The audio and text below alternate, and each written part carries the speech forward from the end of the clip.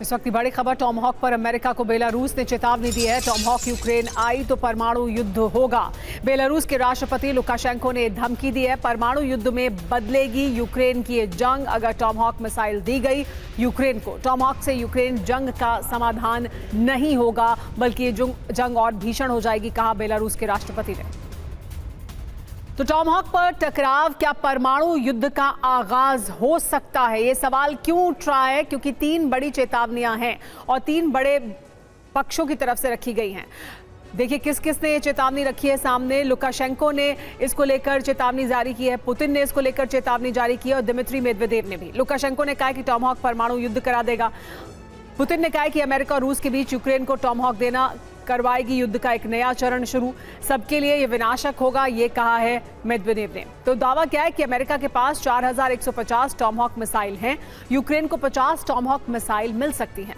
Tomahawk से युद्ध में खास बदलाव नहीं होगा, ये दावा भी है।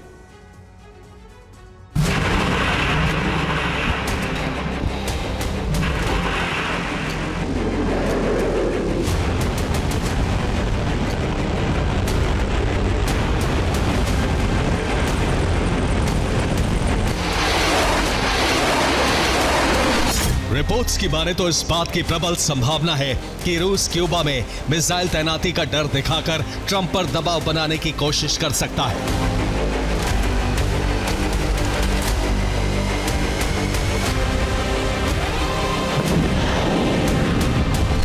ट्रंप के लिए क्रेमलिन से सीधी धमकी जारी की गई है। पुतिन के करीबी दिमित्री मेदवेदेव ने अपने एक बयान में कहा, ट्रंप ने कहा कि अगर रूस ने संघर्ष का समाधान नहीं किया तो यह हमारे लिए बहुत बुरा होगा। सीधे शब्दों में कहूं तो वो ये धमकी 100वीं बार दे रहे हैं। अगर व्यावसायिक शांति दूत टॉमहॉक की बात कर रहे हैं तो यह मुहावरा पूरी तरह से गलत है। इन मिसाइलों की डिलीवरी सभी के लिए बुरी हो सकती है और सबसे ज्यादा खुद डोनाल्ड ट्रंप के लिए। मेदवेदेव का इशारा साफ है, टॉमहॉक का जवाब रूस भी उसी अंदाज में दे सकता है।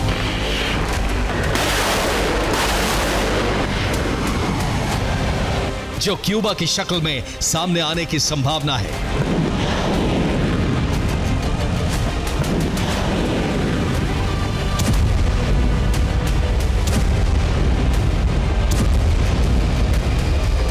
सिर्फ इतना ही नहीं, क्रेमलिन के प्रवक्ता पेस्कोव ने ट्रंप के इस फैसले से न्यूक्लियर जंग के खतरे की आशंका जाहिर की है।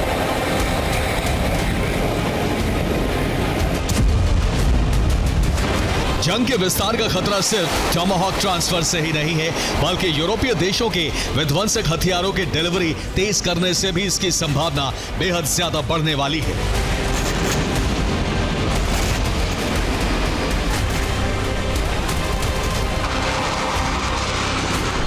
बेल्जियम F-16 फाइटर जेट को F-35 से रिप्लेस कर रहा है।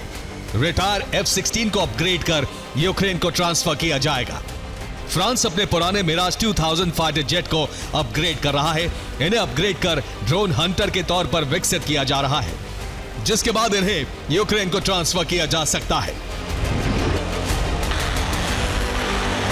ट्रंप गाजा के बाद यूक्रेन में युद्ध विराम की बात कर रहे हैं, लेकिन यूरोप और अमेरिका से मिलने वाले हथियार इस जंग को न सिर्फ भड़काएंगे बल्कि इसका विस्तार भी कर सकते हैं, जो दुनिया को महायुद्ध की आग में झोंक सकता है।